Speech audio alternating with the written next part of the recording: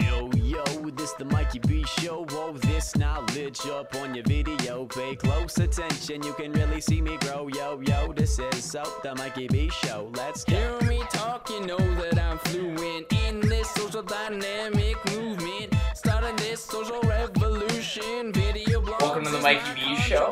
Today, inspired by the book I'm reading, The Alchemist, the topic we're talking about is life is about falling down 7 times and getting back up 8 times. To help me talk about this topic today, I brought on the show Camadair. Yo.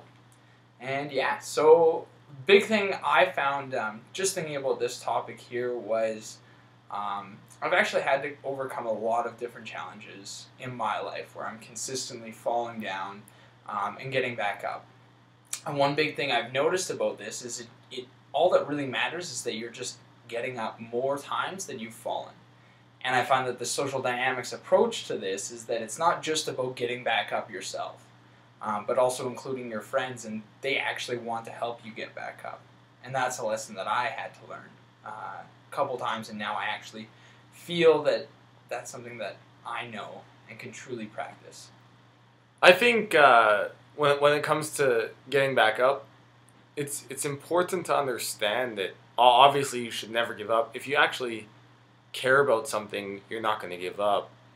And when you're young and your mom tells you, you can be anything, do anything, you can achieve your dreams, the one thing that she'll say is to never give up. And it's completely true. If you give up, now you have failed because you're no longer going to get where you want to go. But if you don't give up, you'll always have that chance. You'll always have that option.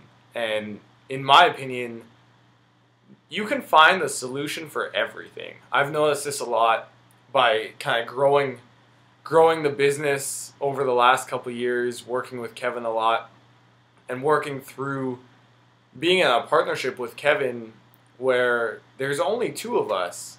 So there isn't a third guy in our business to kind of be the swing vote. We only have 2 of us. So what we've had to do is we've always had to come to an agreement on everything. There's never been a time where I've been able to do something that Kevin didn't want to do because we each have our equal vote, right?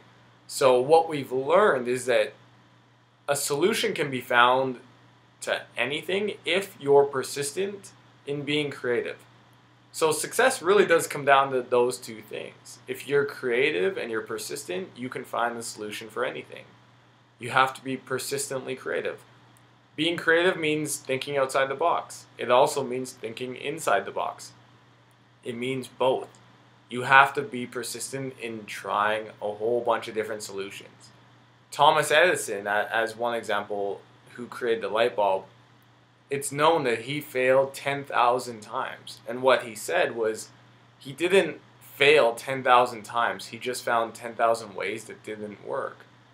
And in his mind, his goal was to find a way to create the light bulb. It wasn't to try and find it or anything. It was to find it. So every time he found a way that didn't work, he was actually happy because that allowed him to understand what didn't work so he could actually find out what did.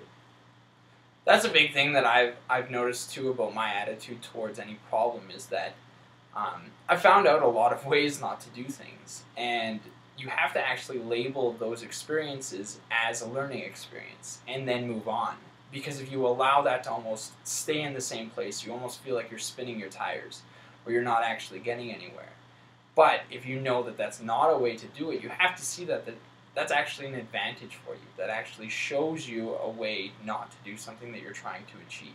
So when it comes down to problems with people, maybe you've approached a person in a certain way and it doesn't really work out and now they're mad at you or whatever, right? You shouldn't see that as that person hates you. You should actually see that as that's the way not to approach that person. So how can I do it in a way that they'll appreciate?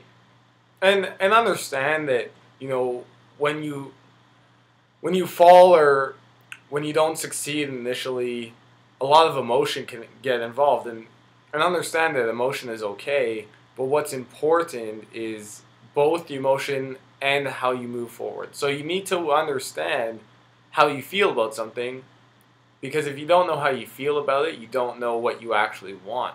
But if you feel it, and you feel like you really do want it, then you need to actually sit down and think, okay, how can I move forward? When I was in Kelowna, as an example, I came out of boot camp and found out that my car had been towed. It was parked in a wrong spot.